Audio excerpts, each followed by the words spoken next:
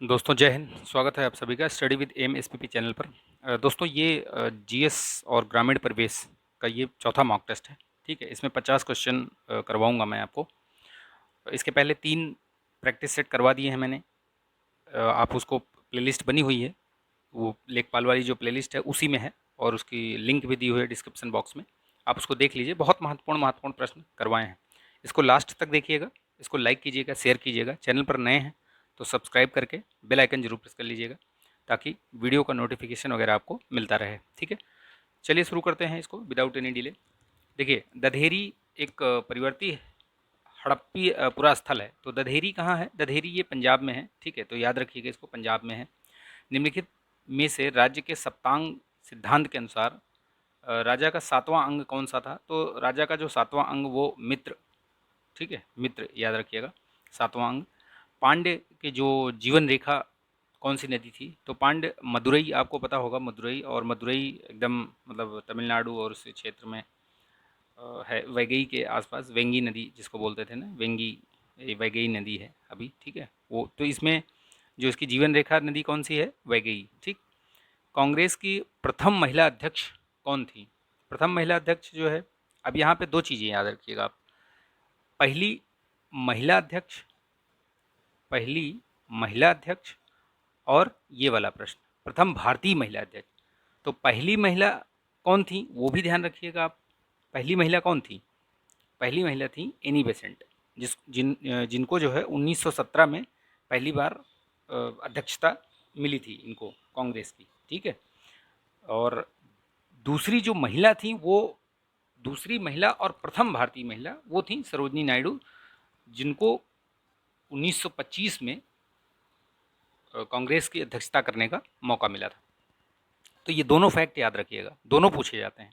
पहली महिला थी एनी बेसेंट, और दूसरी और प्रथम भारतीय महिला वो सरोजनी नायडू। तो दोनों फैक्ट याद रखिएगा। The anarchical and revolutionary crime act 1919 को सामान्य बोलचाल में क्या कहा जाता था? तो आपने पढ़ा होगा रोलेट एक्ट, यही था वो रोलेट एक्ट। ठीक है, इसी के विरोध में प्रदर्शन और ये सब चल रहा था। और इसी इसी के लिए जो है, जो जलियांवाला बाग हत्याकांड हुआ है, इसी प्रकरण पर विरोध जाहिर करने के लिए, शांतिपूर्ण ढंग से विरोध प्रदर्शन करने के लिए जलियांवाला बाग में लोग उपस्थित हुए थे। और वहाँ पे जो है, जो जनता इकट्ठी हुई थी उनके ऊपर जो है गोलियां चला दी गई थी। उनको मतलब निकलने के लिए भी मौका नहीं दिया गया वहाँ से, और ताबड़तोड़ उनके ऊपर गोलियां चलाई गई थी। तो जलियांवाला बाग हत्याकांड भी इसी से रिलेटेड था, याद रखिएगा।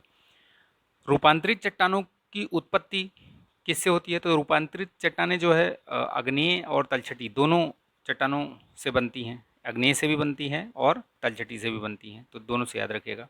व्हाइट व्हाइट पर्वत कहाँ पाया जाता है? तो यूएसए में, याद रखिएगा, बहुत महत्वपूर्ण है।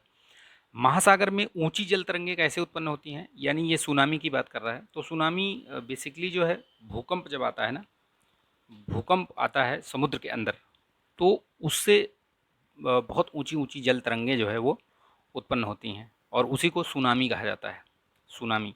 ठीक है, तो भूकंप से। गांधी सागर बांध निम्नलिखित में से किस एक का भाग है? तो गांधी सागर बांध ये चंबल परियोजना का भाग है, याद रखिएगा इसको। गांधी सागर बांध जो है चंबल परियोजना। निम्नलिखित में से किस राज्य में जनजातीय समुदाय की पहचान नहीं की गई है? तो महाराष्ट्र में है जनजातीय समुदाय, छत्तीसगढ़ में भी है, कर्नाटक में भी है। हरियाणा ऐसा एक राज्य है जहाँ पे जनजातीय समुदाय जो है इसकी इनकी पहचान नहीं की गई है। भारत में सुपर कंप्यूटर परम का विकास किसके द्वारा किया गया? तो परम का विकास जो है, याद रखिएगा, सीडैक द्वारा किया गया है। ठीक है, सीडैक, सीडैक द्वारा परम, जो परम सीरीज है वो सीडैक ने मतलब बनाना शुरू किया है।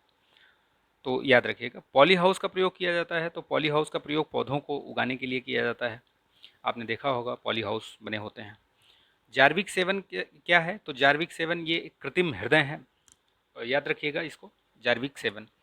ठीक है, तो ये यूपीपीसीएस 2020 में 21 में पूछा गया था इस पे प्रश्न, कि पहला कृत्रिम हृदय किसको लगाया गया था। सूखा सहिष्णुता से संबंधित हार्मोन कौन सा है? तो ये एब्सिसिक एसिड सूखा सहिष्णुता से संबंधित है। टेफ्लॉन का जो सामान्य नाम है उसे क्या कहते हैं? तो ये है पॉलीटेट्रा फ्लोरोएथिलीन, ये है टेफ्लॉन का सामान्य नाम। ठीक, याद रखिएगा, एकदम फैक्चुअल क्वेश्चन है, ऐसे ही क्वेश्चन आते हैं लेखपाल वीडियो वगैरह में। 1.5 मीटर लंबे व्यक्ति को अपना खड़ा संपूर्ण प्रतिबिंब देखने के लिए आवश्यक दर्पण की न्यूनतम लंबाई, तो ये चीज़ याद रखिएगा, जो मनुष्य की जितनी भी हाइट होगी, यानी अगर 2 मीटर है तो उसकी लंबाई के हाफ, दर्पण की जो ऊंचाई होगी वो उसकी लंबाई की हाफ होगी, तब वो उसमें अपना पूरा प्रतिबिंब देख सकता है। जैसे यहाँ पे 1.5 मीटर बताया गया है, तो इसका आधा करेंगे तो इतना मीटर लंबा दर्पण होगा, जिसमें वो अपना अपनी पूरी छवि है वो उसमें देख सकता है, उतना प्रतिबिंब। राजीव गांधी राष्ट्रीय विमानन विश्वविद्यालय कहाँ पर है, तो ये फुर्सतगंज में है, याद रखिएगा। चुनारगढ़ में अनूप वेदिका किसकी है, तो वो भरतरी की है। जलवायु परिवर्तन का कारण मुख्यतः निम्नलिखित वजह से है, किसकी वजह से है, देखिए, ग्रीन हाउस बिल्कुल है, ओजोन परत का अपक्षय बिल्कुल है, प्रदूषण, ये तीनों चीज़ें हैं, यानी कि आप उपरोक्त सभी इसके कारण समझ सकते हैं। किस देश में दोहरी नागरिकता है वहाँ पे, तो देखिए संयुक्त राज्य अमेरिका है, जहाँ पे स्टेट की तो है ही है, प्लस एक मतलब यूएसए की भी है, तो स्टेट और सेंटर दोनों की है, यानी जो स्टेट हैं वहाँ की भी नागरिकता रखते हैं लोग, सिटीजनशिप, और इसकी भी रखते हैं, दोनों। ठीक है, नेक्स्ट क्वेश्चन देखते हैं। राज्य के नीति निदेशक सिद्धांतों के निम्नलिखित अनुच्छेदों में से कौन सा अंतर्राष्ट्रीय शांति एवं सुरक्षा के संवर्धन की बात करता है, तो देखिए अनुच्छेद जो 51 है वो अंतर्राष्ट्रीय संबंधों की बात करता है, आईआर की बात करता है, तो याद रखिएगा इसको, ये भी महत्वपूर्ण है कि जितने भी 1 से लेकर के 100 तक के जो अनुच्छेद हैं, आर्टिकल हैं, और इसके बाद या एटलीस्ट ये मान के चलिए कि 1 से 50 तक, 51 तक तो आपको पूरे रटे होने चाहिए। इसके बाद के जो महत्वपूर्ण महत्वपूर्ण अनुच्छेद हैं वो आपको भी ध्यान में रखने चाहिए, जैसे 143 हो गया, 123 हो गया, किससे किससे क्या क्या रिलेटेड है, फिर जो राज्य विधानमंडल से संबंधित हैं 213 हो गया। ठीक है, इस तरीके से जो महत्वपूर्ण महत्वपूर्ण हैं मैंने पूरा बना रखा है, उसमें देखिएगा आप, पॉलिटी का जो प्लेलिस्ट है उसमें है ये सारी चीज़ें, तो आप उसको देख सकते हैं। किस वर्ष से विदेशी विनिमय प्रबंधन फेमा प्रभावित हुआ था, तो देखिए पहले फेरा फेरा था, उसके बाद ये इसको ख़त्म करके फेमा लाया गया, तो वो 2000 में लाया गया था एक। ठीक है, याद रखिएगा इसको, 2000 में आया था। निम्नलिखित में से कौन सा विभाग जुलाई 2021 में वित्त वित्त मंत्रालय के अधीन लाया गया था, तो ये लोक उद्यम का जो विभाग था उसको वित्त मंत्रालय के अंतर्गत लाया गया, तो अभी इसमें यहाँ पे 6 विभाग हो गए हैं। ठीक है, माउंट सेमेरू ज्वालामुखी कहाँ पर, तो इंडोनेशिया में, याद रखिएगा, ये सब जो अभी हाल फिलहाल की घटनाएं हैं उसको ज़रूर ध्यान रखिएगा आप। मरियम वेबस्टर शब्द को उसके अनुसार 2021 वर्ष का शब्द क्या था उस समय 2021 में, तो वैक्सीन। राष्ट्रीय कुष्ठ नियंत्रण कार्यक्रम कब चला गया था, 1955 में चला गया था। यह 25 दिसंबर 2000 को प्रधानमंत्री ग्राम सड़क योजना का उद्देश्य क्या है, जो ये शुरू की गई थी, ये अटल बिहारी जी के टाइम पे शुरू की गई थी ये योजना, प्रधानमंत्री ग्राम सड़क योजना। तो ये दूर दराज क्षेत्रों में 12 मासी सड़क के माध्यम से मुख्य सड़क से जोड़ना, ये इसका मुख्य उद्देश्य था। ठीक है, तो ध्यान में रखिएगा इसको। निम्नलिखित में से इसकी डेट भी ध्यान रखिएगा कब शुरू हुई थी, तो 25 दिसंबर 2000। ठीक है, तो ऐसे भी पूछ सकता है कि प्रधानमंत्री ग्राम सड़क योजना कब शुरू हुई थी, तो ये 25 दिसंबर 2000। डेट ना याद रहे तो एटलीस्ट ईयर तो याद ही रखिएगा, 2000 में। निम्नलिखित में से कब तक प्रधानमंत्री आवास योजना के तहत सभी को आवास का लक्ष्य रखा गया है, तो 2022 जो चल रहा है अभी, दिसंबर तक। निम्नलिखित विचारकों में अंत्योदय शब्द का सर्वप्रथम प्रयोग किसने किया था, तो महात्मा गांधी जी ने ही किया था अंत्योदय शब्द का प्रयोग, सबसे पहले इन्होंने ही इसका प्रयोग किया था। वस्तु विनिमय प्रणाली, वस्तु विनिमय प्रणाली क्या है, तो ये वस्तु विनिमय प्रणाली जो है, ये जैसे किसी वस्तु के बदले वस्तु, सेवा के बदले सेवा, या कार्य के बदले वस्तु, ये सभी हैं इसके अंतर्गत आएंगे। परिवार शब्द का प्रयोग अनेक अर्थों में किया जाता है, लेकिन इनमें से क्या है जिसमें नहीं किया जाता, तो वो होता है एक आवास में रहने वाले व्यक्तियों के समूह को। ऐसा नहीं है कि वो परिवार हो गए, ठीक है, हो सकता है वो आपस में किराएदार हों, एक ही आवास में रह रहे हों, तो वो परिवार नहीं है। निम्नलिखित में से कौन सी एक मतलब सामाजिक प्रक्रिया नहीं है, तो प्रतिस्पर्धा भी है, संघर्ष भी है, सहयोग भी है, संवेदनशीलता, ये सामाजिक प्रक्रिया नहीं है। सामाजिक प्रक्रिया तो ये, संवेदनशीलता तो ये अपनी जो व्यक्तिगत उसमें आती है। निम्नलिखित में से कौन सा प्राथमिक समूह नहीं है? तो देखिए, विद्यार्थियों की कक्षा प्राथमिक समूह है, स्काउट भी प्राथमिक समूह है, परिवार है, साथी समूह, ये स्काउट नहीं है। ठीक है, इसमें स्काउट नहीं है। विद्यार्थियों की है, साथी समूह भी है, परिवार भी है, लेकिन स्काउट जो है ये प्राथमिक समूह नहीं है। निम्नलिखित में से किसे प्राथमिक समूह नहीं माना जाएगा? तो देखिए, परिवार तो माना जाता है, मैंने बताया अभी। आयु समूह भी माना जाता है, तीर्थयात्री समूह भी है, भीड़ जो है वो प्राथमिक समूह नहीं है। ठीक, तो इसको भी ध्यान रखिएगा। निम्नलिखित में से कौन सा एक सामाजिक समूह के निर्माण में आवश्यक तत्व है? तो सामाजिक समूह का जो निर्माण होता है वो अंतः क्रियाएं, बोलते हैं ना कि जो एक मतलब समाज कैसे बनता है, वो लोगों के द्वारा जो अंतः क्रियाएं होती हैं उन्हीं के माध्यम से समाज का निर्माण होता है। निम्नलिखित में से कौन समिति नहीं है? समिति कॉलेज है, राजनीतिक दल भी है, समाज सुधार संगठन भी है, लेकिन गांव जो है वो समिति नहीं है। ठीक, वो समुदाय है। एक गांव, एक कस्बा, एक नगर उदाहरण है, किसका उदाहरण है? तो ये समुदाय के उदाहरण है। जिन मानदंडों को तोड़ने पर विधिवत दंड मिलता है, यानी कोई कानून बना है, कानून को तोड़ेंगे तो दंड मिलेगा, तो इसलिए उसको क्या है, क्या कहेंगे? तो कानून कहेंगे। बंद स्तरीकरण का सबसे स्पष्ट उदाहरण किस समाज में देखने को मिलता है? तो बंद स्तरीकरण जो है ये हिंदू समाज में देखने को मिलता है। बंद स्तरीकरण से मतलब है कि जो जाति है, जन्म के आधार पर मान लो जो जातियाँ बनी हुई हैं तो उसको मतलब आप परिवर्तित अपने आप से नहीं कर सकते हो। ठीक है, तो वो चीज़ें हैं, इसलिए यहाँ पे बताया गया है। तो वो बंद स्तरीकरण का उदाहरण है।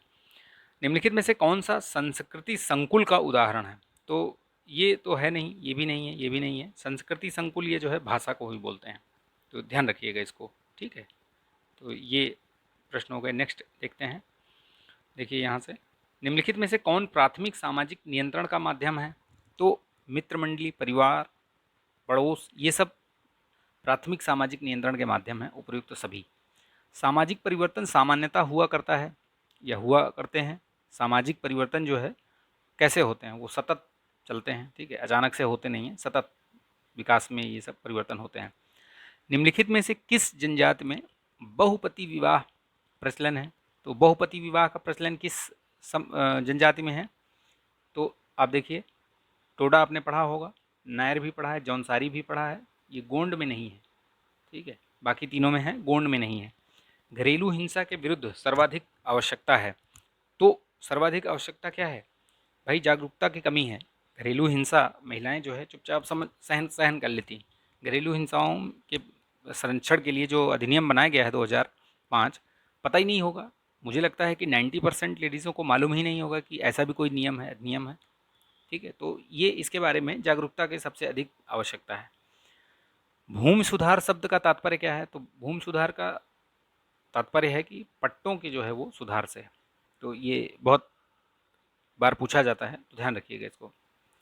पट्टा शब्द किस शब्द से किस भाषा के शब्द से बना हुआ है? तो आप पट्टा जो है ये लैटिन भाषा है।